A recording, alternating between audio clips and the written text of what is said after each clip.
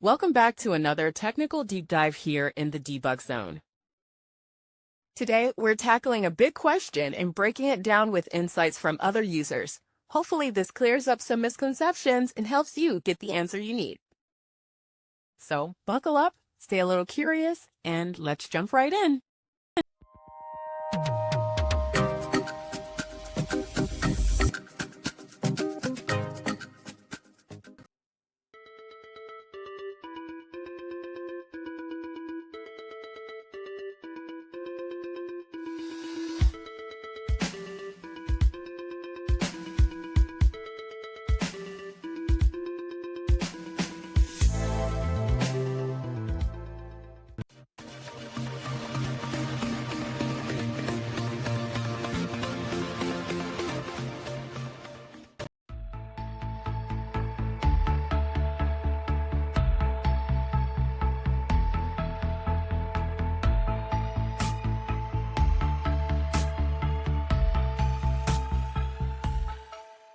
And that's a wrap.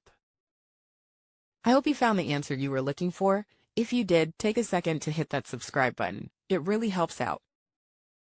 And let me know in the comments which solution worked best for you. See you next time in the debug zone.